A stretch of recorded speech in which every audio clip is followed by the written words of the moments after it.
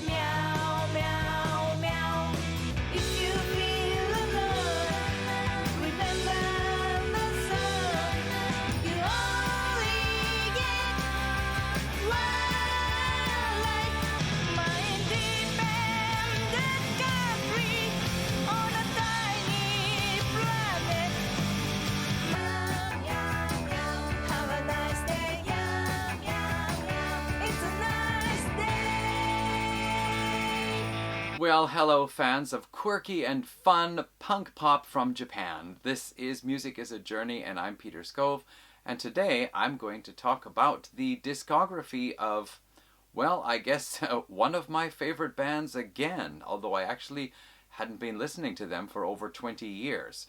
However, thanks to Ed at On My Turntable, this year I became interested in Shonen Knife again, and I picked up most of the albums that I was missing. So I'm going to go through their history and their discography. So we're going to go to Osaka, Japan back in 1981. And young college graduate Naoko Yamano is working in a doll office job. Like many Japanese women, after university, she took an office job, and probably her future was that she would eventually be proposed to, get married, and be a stay-at-home mother with kids for the rest of her life. However, something special happened. Now, Naoko was already interested in music. She loved the Beatles, she loved a lot of other things. However, the popular music in Japan among a lot of young people at the time, that was bands like Led Zeppelin, Deep Purple, Queen, and she just didn't feel that music really was for her. Then one day on the radio, she heard the music of a band that would really literally change the course of her life. She heard the Ramones, and she just loved what she heard. She rushed out to buy the album and has been a fan ever since. That Ramones song, or the Ramones album, made her decide that that was what she wanted to do with her life, was to play fun punk rock music. Other bands she became interested in, The Jam, Buzzcocks, and the like. She decided that she really wanted to start a band. However, she didn't want to reach out to a bunch of strangers. She wanted to keep it kind of local. So she decided to put an ad for attracting members for her band on her refrigerator at home. So, naturally, the first applicant to the band was her younger sister Atsuko. She also asked her college friend Michie Nakatani to join as well, and together the three of them made the band Shonen Knife back in December of 1981.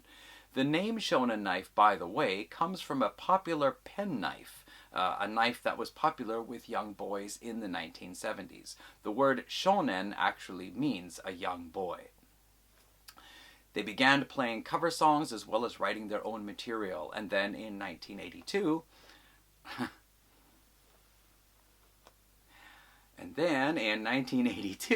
with the help of a friend from high school, they recorded their debut cassette. They printed 60 copies, although I have actually read it was 72 or 79 or something, but around that figure. And 40 of them, the sleeve of the cassette had their lip prints on, although Michie later on said it was actually not her lip print, but actually her grandmother's. These early cassettes are now, of course, Shonen Knife fan collector's items. When they were performing one night, they were spotted by someone from Zero Records in Japan, and he said he wanted them to record an album for his label. So, in 1983, they went into the studio, a real proper studio for the first time, and recorded their debut album. This one here, Burning Farm. Now, this album would turn out to be a very important album for the band. It would change the course of their history within a couple of years. However, that wasn't to happen yet. Their debut album, the cover design was by Atsuko.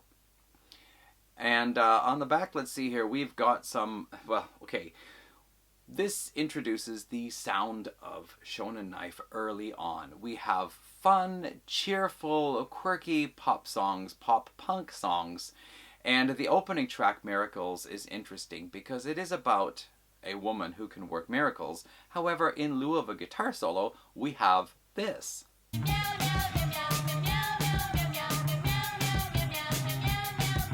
Can you sing Meow Meow Meow too? Somebody really wants my attention right now when I'm trying to record the video. The next song, Parallel Woman, follows a similar vein. There is either clean guitar, actually Parallel Woman is almost a reggae style, or distorted guitar. One of the more popular and enduring songs in their set is Twist Barbie, and there is a particular person who really liked that song. He's coming up later on as the story progresses. We have just interesting other songs. Elephant Pow Pow, which is Pow Pow is the Japanese onomatopoeia for the sound an elephant makes when it trumpets. And the song is about an elephant who is eating bananas, and he trumpets when he eats bananas. And then there's an interesting line in the song that says, if you stay in your room all day long and you never go out, it's not good for your mental health. So eat a banana and go out with me. Let's go out together. Jeez, Miko, I'm starting to feel like Dave McKeegan here with his dog on his lap. Yeah, one of the songs on here that is interesting to mention is Burning Farm. The original version that appeared on the cassette is very different from this one here. However, this is the version that they would go with for their future performances. It is a longer song that repeats and has different things happening in the music, and that is a theme that would come up in later songs as well. Every once in a while they would do a song like that, a little bit longer with a repeating theme in the music, almost kind of rhythmic and hypnotic, but with things happening in the music to get your attention. This album here, Watching Girl is also a good one, Banana Fish. This album here is a reissue. It includes 2 live tracks. So that's the debut album from 1983, Burning Farm. And like I said, this album is going to figure in the picture again pretty soon.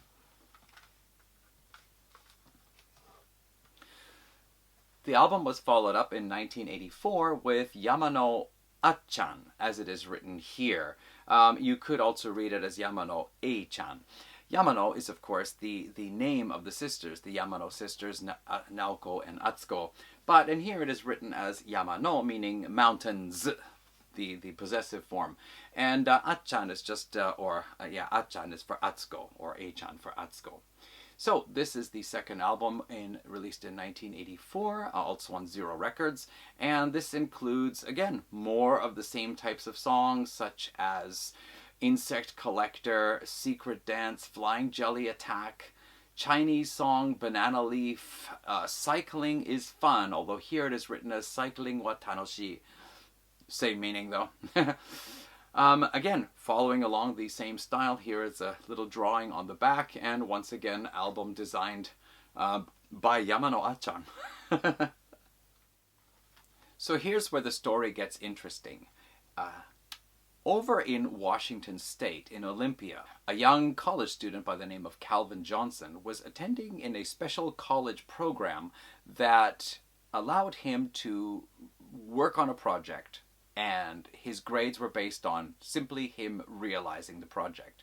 So he had an interest in the underground Japanese music scene. So his project was to put together a band, go to Japan, record an album, at least a cassette's worth of songs, and as well find out what was going on in the Japanese underground indie scene. So he did that in 1985. He along with two other members of his band, which was called Beat Happening.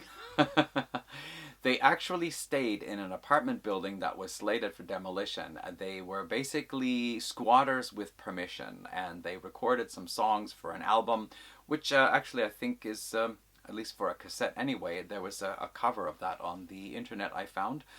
And while he was there, he was told that Shonen Knife was a band that was really happening and that he should check them out. But unfortunately for Calvin, they were staying in Tokyo, and Shonen Knife were based out of Osaka. So he didn't have a chance to see them perform. However, he did buy this album here, Burning Farm, and took it with him back to the States. He found the album was so interesting, and I don't remember now if he was working at K Records after or he had a friend at K Records, but in any case, he took the album to K Records and he wanted it released in the US, so he sent a message by mail, snail mail, to Shonen Knife's management. Cat distraction over there. Yeah. And yeah, things led to things, and finally the album Burning Farm was released in the US on K Records in 1985. Now, this is where things get interesting. But before then, going along in chronological order with the story, we're going to take a look at Shonen Knife's next album. In 1986, Shonen Knife released Pretty Little Bakagai, as well as Live in Japan. This album here continued with the band's usual style of quirky twee punk songs, as it has been called, or simply pop punk, whatever. Lots of fun. And as well, this is a reissue of the album that included a Live in Osaka from 1990, as well as an early live performance of 3 songs from 1982. Which shows the band really in their earliest form. One of the interesting things about Shonen Knife is that they simply played for fun. They didn't care about technical prowess. They didn't worry too much about things when they first went into the studio. They had no click track or anything and just simply played and recorded, which is probably the DIY punk way of doing things. And that style comes out in their music, particularly in those first 3 albums, including this one here. One of the common themes in Shonen Knife's music is food, and on this one here, I Wanna Eat Choco Bars, is yet another food song which has continued on all of their albums throughout their career. We also have Bear Up Bison, Devil House, which I think was a cover of somebody's song. Was it the Buzzcocks? It was a cover of a song anyway, sung in Japanese here on this album. There's also Ice Cream City, Ah Singapore, and an early version of Riding on the Rocket, which would become a hit for them a little bit later on when they recorded an English version. So, what happened was, after the release of Burning Farm in the United States, Kurt Cobain bought a copy of the cassette, and he really loved the music. Shonen Knife kind of spread through the underground scene in the United States and got the interest of many American bands. It culminated in 1989, and I'm not sure of the chronological order, but 2 very important things happened. The first was that when Sonic Youth went to perform in Osaka, they requested that Shonen Knife open for the band.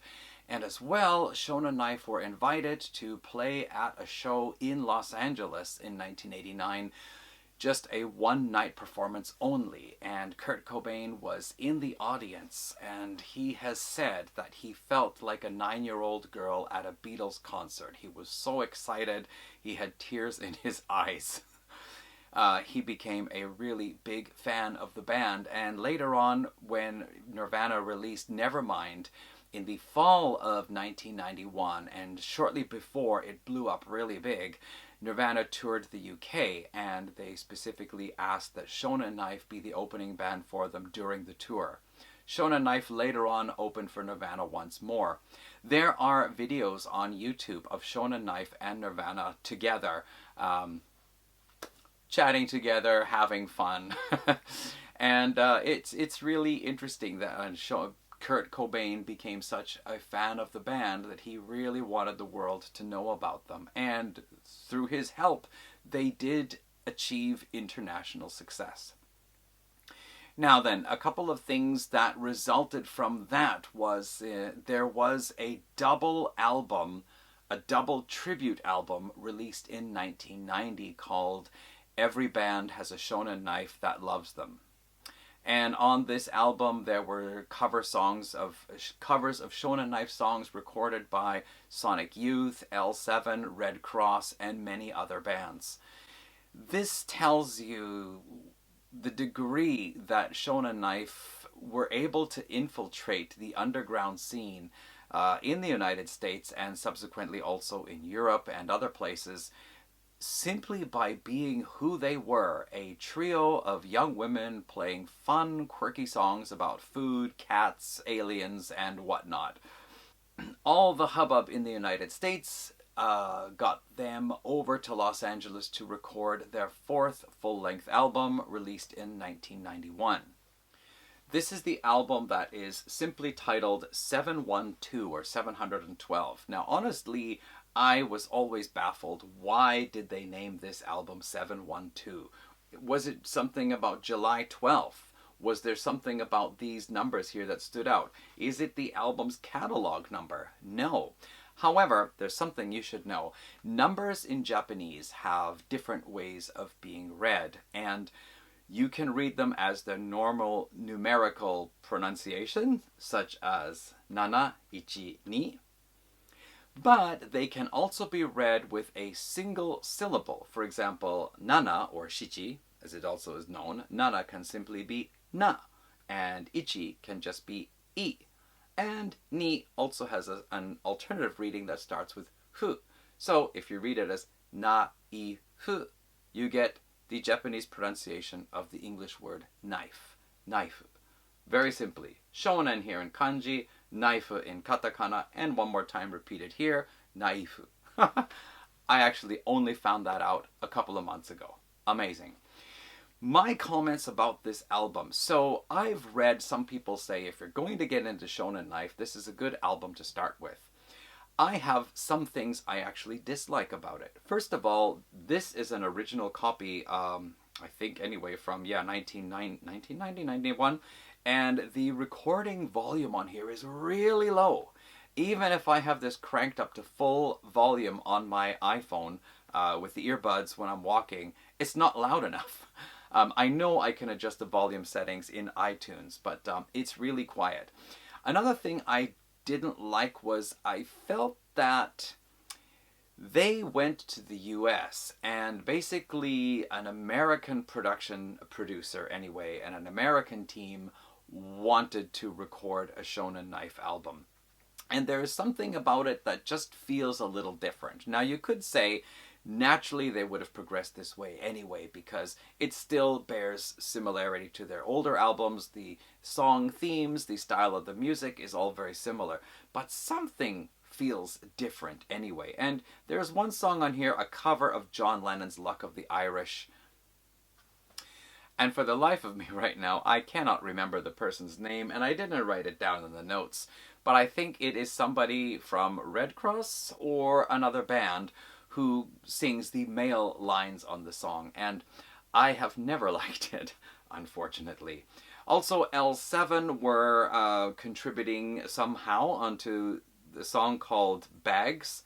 And I think there were also other contributions from some of the other bands out there. So it's interesting that other fans of Shonen Knife helped collaborate on the album to add something to it. And of course, there was this enthusiasm to record a Shonen Knife album actually in the US.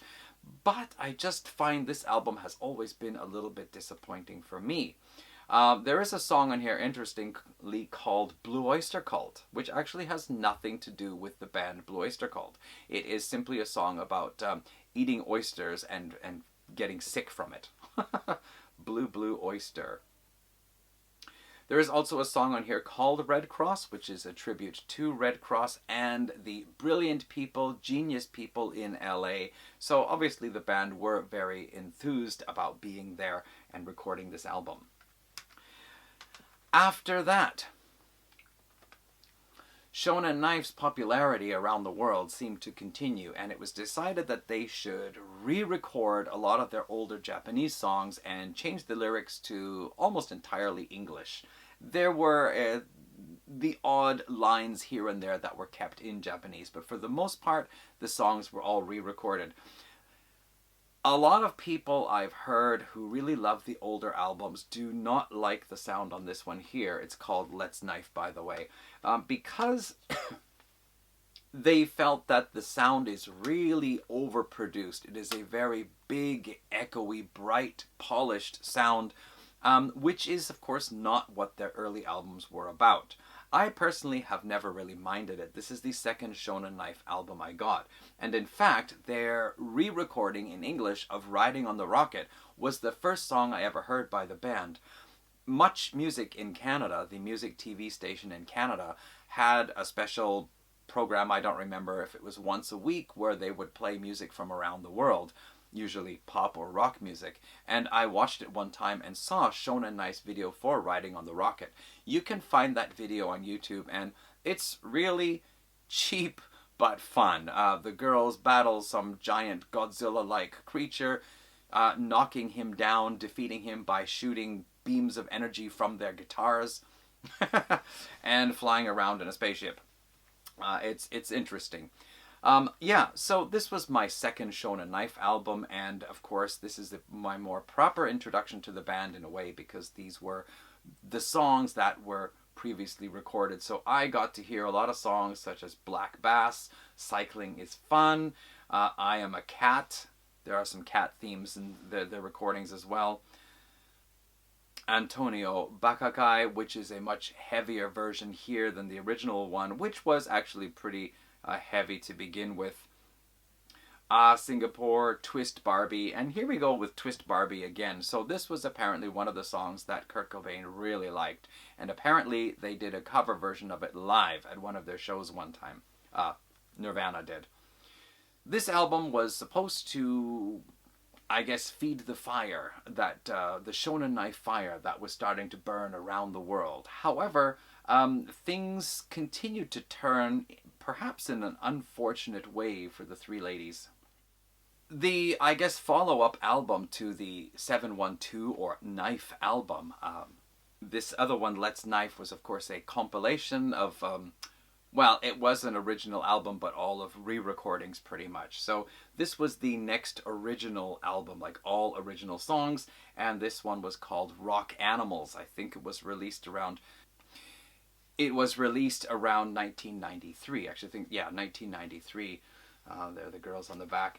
So what happened here was they decided to try to make Shonen Knife into more of a rock band rather than a pop punk or twee punk band. So you can see the girls here now wearing leather pants and leather jacket and looking more like a rock outfit rather than, you know, their fun costumes. Homemade costumes, by the way, designed by Atsuko, which we saw on their previous albums.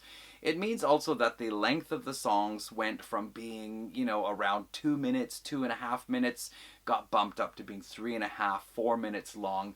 And the kind of fun quirkiness of the previous albums seems to be lacking on here. They still have some curious titles, such as Catnip Dream and Tomato Head, as well as Music Square, Brown Mushrooms, and so forth. But it is more of a rock album and less of what Shonen Knife were. And I think, although it is still, to a degree, it has some great songs. I actually really like the opening track, Quavers, and I think it's the track Cobra versus Mongoose, which is almost more of a speedy hardcore or metal type track in a way. It's just not like what we were used to hearing from Shonen Knife. And I personally feel that from the 712 Knife album through Let's Knife to Rock Animals, I feel like the Western world, or perhaps maybe particularly the United States, are trying to turn Shonen Knife into something for the Western market, when actually their original appeal was what they were doing as a Japanese band out of Osaka originally. From 1992, Shonen Knife were represented by MCA, and they toured around the world, well, mostly United States, Europe, Canada, perhaps some other places as well. After the release of Rock Animals, it seems that there was a bit of a slowdown. I'm not sure. Perhaps there was also a live album. But the next thing the girls did was to put together an album called The Birds and the B-Sides. This was actually the very first Shonen Knife album I ever bought, back in 1996. Let's see here. This copy of the album here actually says it was released 1996 on Virgin Japan. So it's called The Birds and the B-Sides, and it includes a lot of B-side songs, cover songs, as well as live songs, and the occasional alternate version of songs such as Elmer Elevator is on here, Strawberry Cream Puff, Neon Zebra, Lazy Bone, Public Bath is on here. It's a live track. I Wanna Eat Choco Bars, and Red Cross is also on here as a live track. Some of the really good covers, though, Love is Like a Heat Wave, they do a cover of that based on the Who's version, and also Top of the World by the Carpenters. That was actually a favorite of mine. After this, the band began working on their next full-length studio album, which was this one here called Brand New Knife, released in 1997 or in some places in 1998. This, to me, is the sound of the band really coming into the form that they would take from there on. The songs still have the same quirky topics, but their production, it's not overly produced, but it's very smooth. The playing seems to be much better. There are none of these odd misses here and there, or some of the small things that made it sound really DIY in the past. So in a way, unless you really like that DIY thing, I find this is just a much more smoother and cool album to listen to. One of the things I really like about Shonen Knife is that they, even though they are essentially a pop-punk band, they take a lot of these vocal harmonies and melodies that were popular in those female groups of the early 60s, and they put that in with their music. And this album has a real nice selection of choice ones. The opening track, Explosion, is an excellent example of that. ESP is wonderful.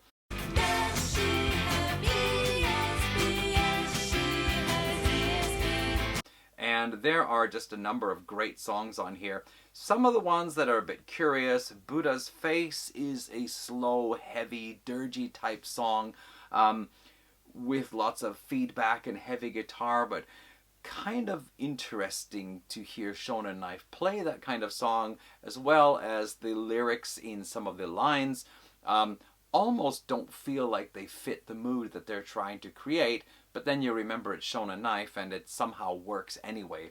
The final track, 1 Week, starts off at a more almost like a reggae pace, but then goes into this speedy punk type thing where the girls are just singing 1 week, 1 week, 1 week really fast, and it sounds kind of zany. But overall, a really enjoyable album, I think. This is the international release that I got, and it includes some bonus tracks, the 4 or 5 of the songs, same song, just sung in Japanese. If you bought the Japanese release, you would have had more Japanese songs. And this is one thing that I'm going to mention here, is I actually prefer to get the Japanese release because I prefer it if the number of songs or the number of lines that are intended to be sung in Japanese originally are maintained. They're kept that way. I feel for the international releases, they intentionally rewrite a lot of the songs to English. And it's great because, you know, for those of you who don't speak Japanese, and honestly, I don't understand everything either, it's cool to hear it all sung in English, especially with their accented English. But yeah, just I do prefer to hear the songs sung in Japanese if that's how they were originally written. So as you can see behind me, this is a shirt from the Brand New Knife concert, and I went to see Shonen Knife perform in Vancouver back around 1998. They followed that up with a release in, I think it was 1998 or 1999. This is called Happy Hour.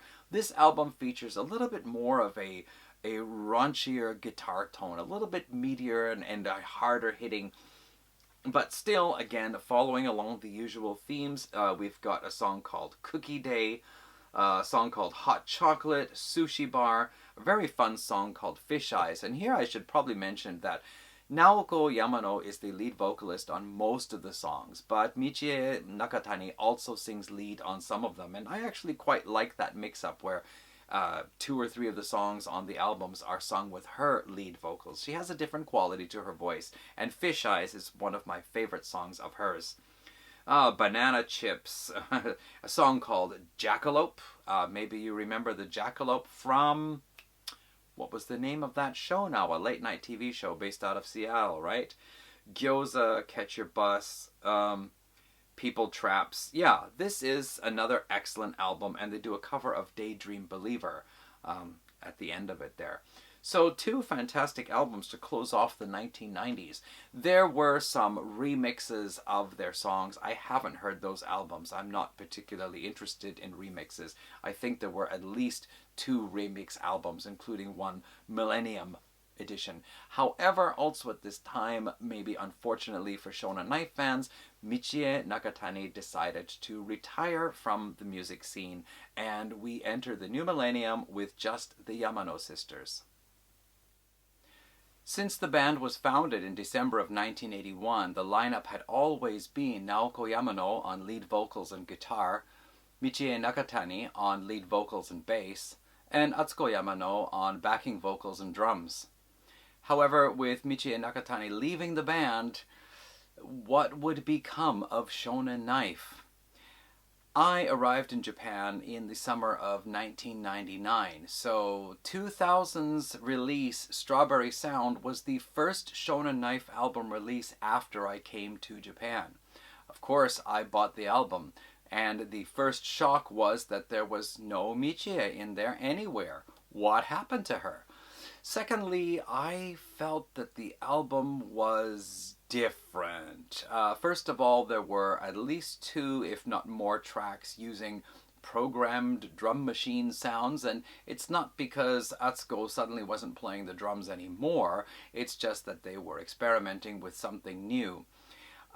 Just for me, the album didn't have what I had come to expect, especially since the last 2 albums, Brand New Knife and Happy Hour, just sounded like the band had reached some real high point in their music writing and in their recording.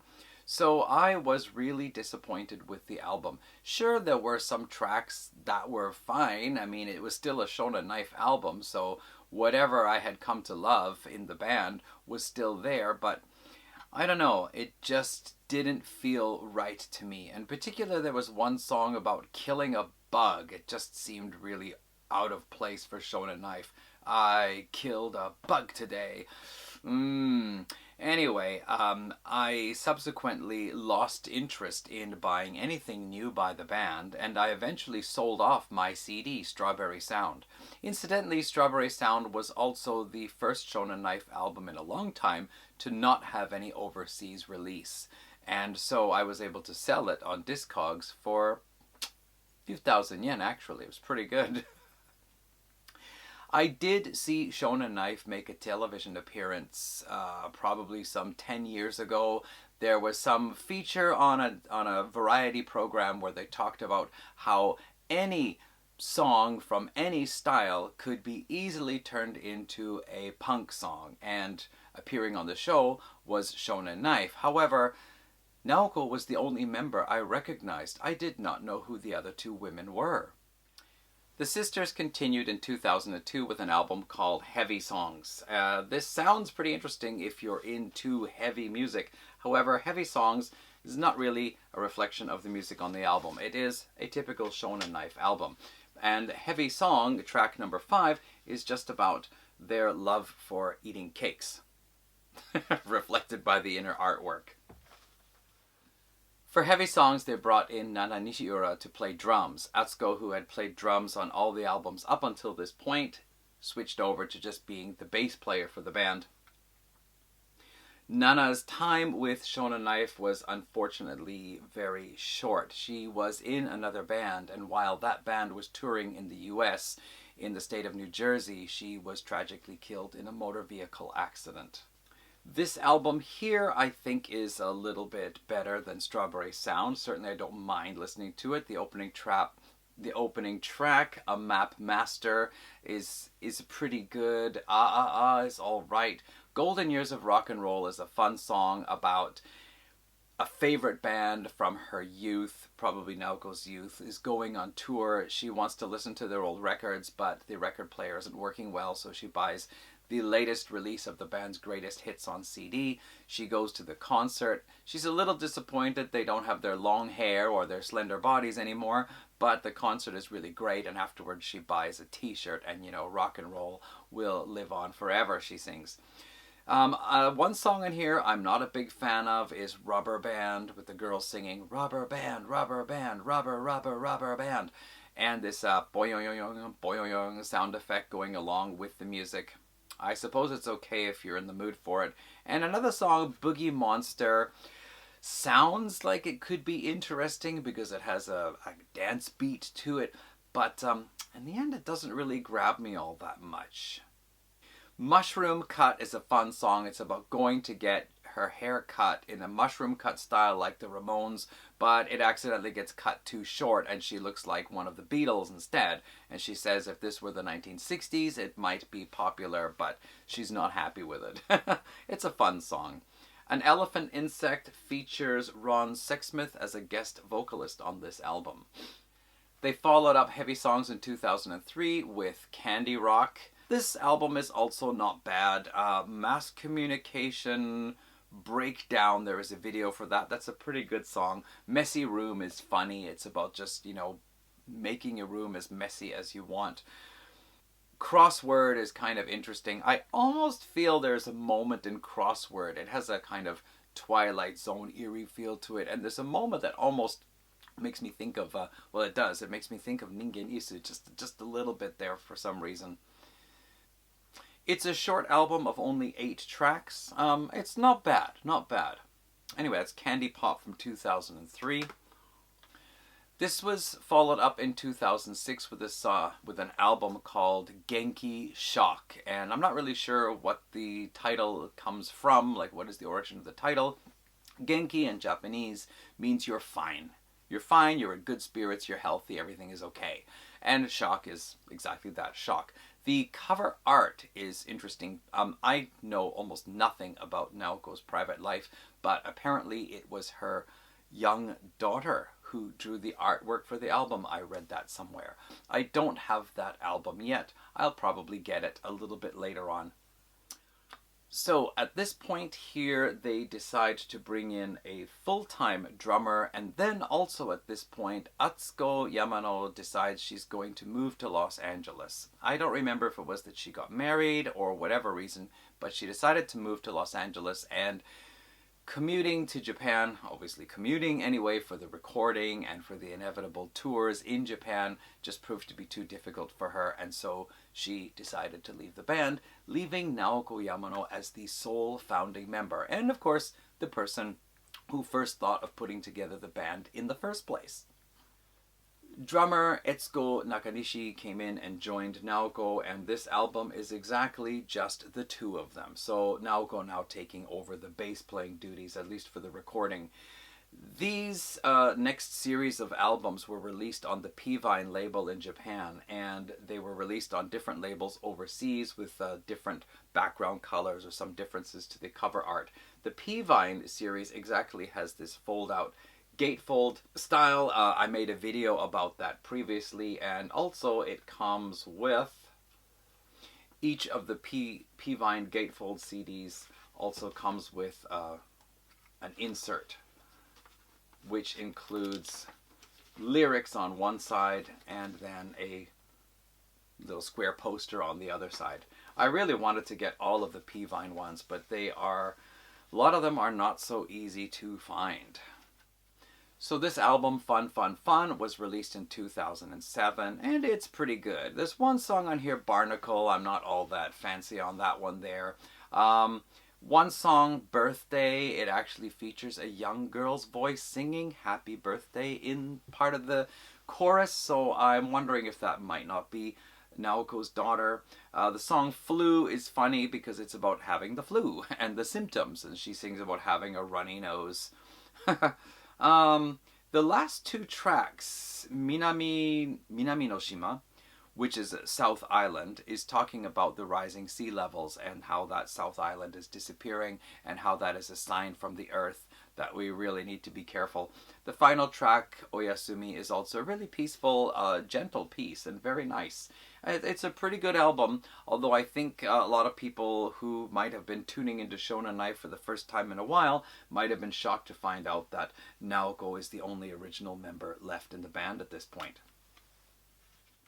For the 2008 album, supergroup Atsuko Nakanishi remains as the band's drummer. However, now they bring in Ritsuko Taneda to play bass. So once again, Shonen Knife is a full-fledged three-piece band. This album here is pretty cool. This is the one that has the final track is a cover of the Paul McCartney song Jet, which I liked so much that I ended up buying the original Paul McCartney album, Paul McCartney and Wings.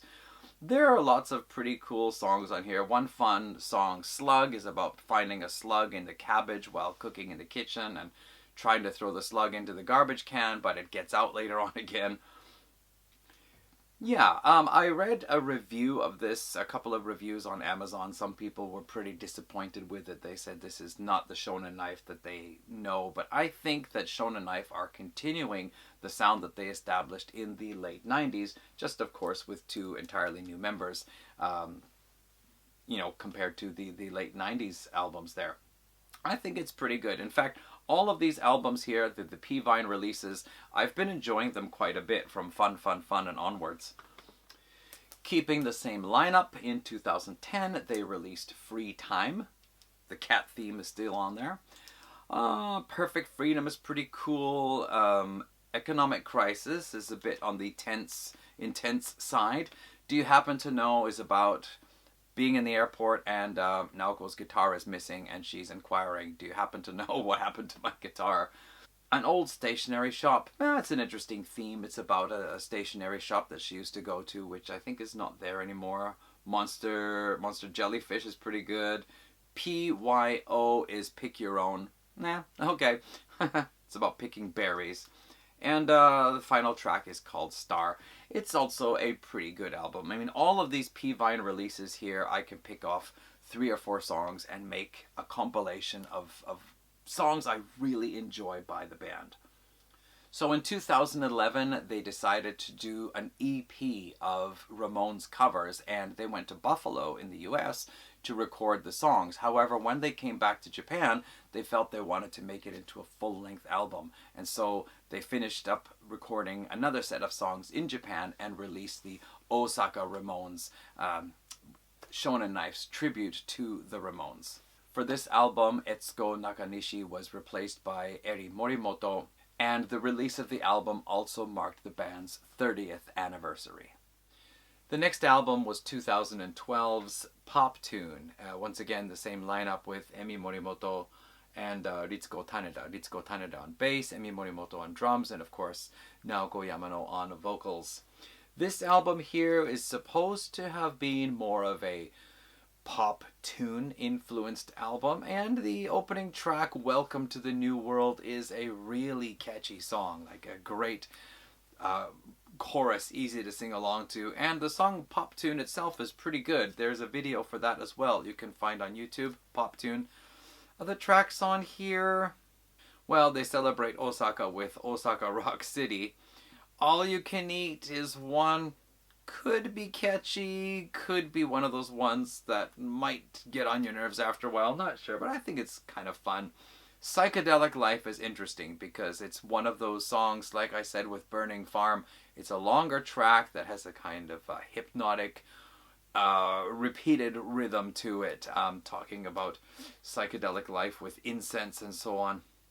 And Mr. J is just about the average businessman that you see standing around on the station platforms everywhere and what his life must be like. Of course, this is also one with the gatefold that opens up and the insert that comes out. I showed this in that previous video that I talked about.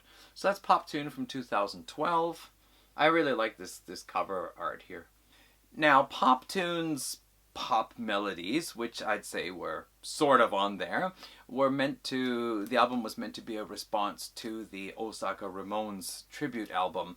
And then for the next album, Shonen Knife decided to move into a more 70s hard rock influenced direction, especially because Naoko said that's the kind of music she was listening to, which is interesting because way back in 1981, she wasn't into that kind of music, and that's why the Ramones thrilled her so much. But she said, I'm getting older, and she's starting to show her appreciation for 70s hard rock, classic rock more.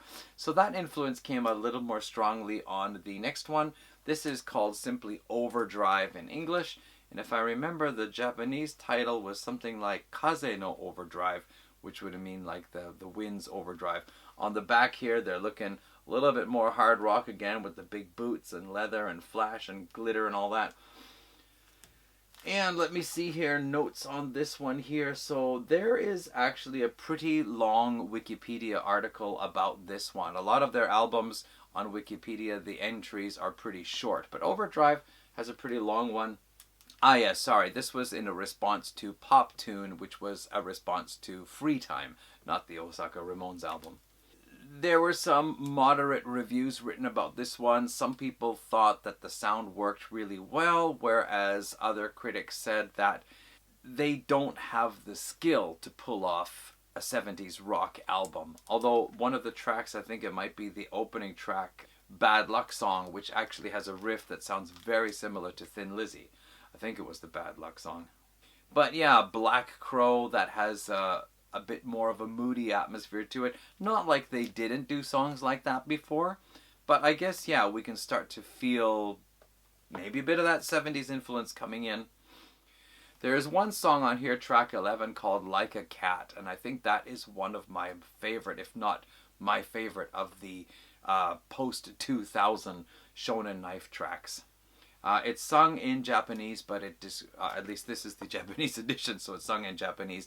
But it simply describes very affectionately a pet cat and different aspects about cat life. Plus, there is a nice meow meow meow part into the vocals as well. And this is one of those songs again that has that pop punk music with the guitars, but has the harmony vocals that brings back those early 60s female vocal group type things. So yeah, I actually quite like this one here, Overdrive. The Robots from Hell is also a pretty good one. After Overdrive, there was another lineup change, and rather a surprise one. Atsuko returned to the band, taking up the role of the bass guitarist again, as she has done since the early 2000s. And also a change in the drummers. This time, young Risa Kawano joins the band. And an interesting thing in one interview, Naoko said her parents were always very conservative. And even when she was just starting out in Shonen Knife, she said that her parents didn't like the idea of her playing in clubs. And so she would often take her guitar out and hide it around the house during the daytime. And then at night she would say she's going out with her friends and then go around and pick up the guitar and head off to perform. Well, Risa Kawano said that her parents love Shonen Knife and they're so happy that she's in the band. So, with Atsuko back into the band and Risa Kawano on drums, they released Adventure in, 2016, and this is a continuation of Overdrive, so delving a little bit more into that 70s hard rock feel. They're getting a little more glammy on the back as well, like 70s glam rock style. The opening track, Jump Into the New World, that's just another real catchy, upbeat, fun, positive song. Rock and roll t-shirt. Calabash. That one is, again, you get more of that 70s feel to it. And in fact, I think there is that Led Zeppelin Whole Lotta Love kind of pick slide, after that, in the song, in the Led Zeppelin's Whole Lotta Love song, there's that, guitar sound, and they bring that in the Calabash song. It's a pretty cool song. Tasmanian Devil. Yeah, there are a number of really great tracks on here too. I really wanted to get a hold of this album, and it cost me a fair bit to get a hold of it, but I'm glad I did. And again, this is the P-Vine one with the gatefold, which, once more, I showed in that previous video. So that's Shonen Knife's Adventure from 2016, and the lineup on this album is the lineup that continues to this date, as far as I know. So in 2018, they released an album, Alive in Osaka, and then 2019, Sweet Candy Power. Unfortunately, I could not find a P-Vine copy anywhere. So, anywhere. So I had to order this one from Australia, and this, very sadly, is just a simple CD wallet. There's not even a slipcase for the, like a baggy type thing for the CD. It is just that. That's all there is for it. But this actually turned out to be a really cool album. Sweet Candy Power, again, there's a video for it, lots of fun.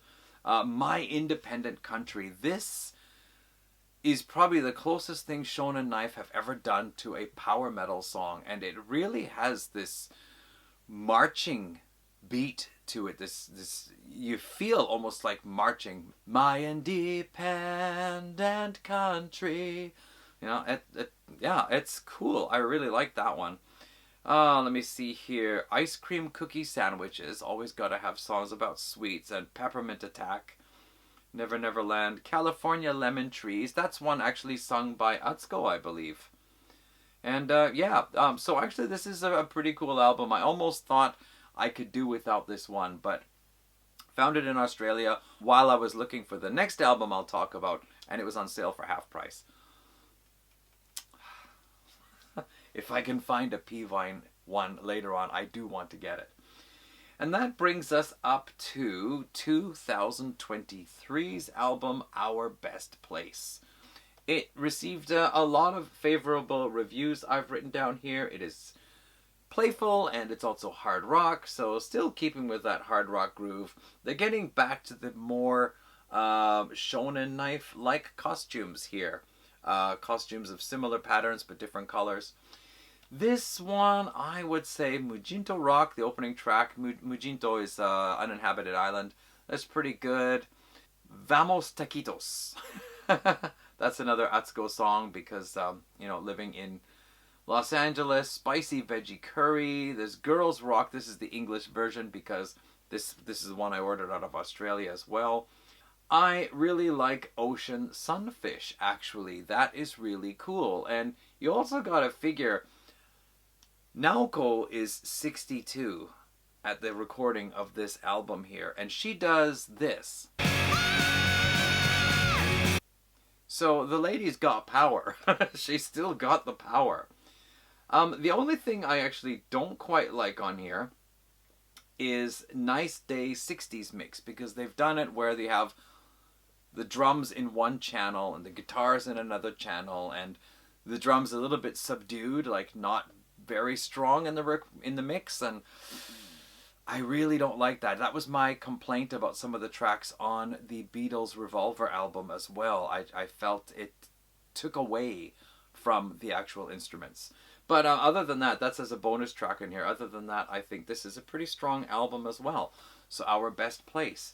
And that brings us to the end of the Shonen Knife discography. A couple of words I wanted to mention. I watched a lot of interviews with Shonen Knife. In fact, there is no shortage of interviews and reviews and information about the band. It seems that they continue to have fans overseas and people who are still picking up their latest releases.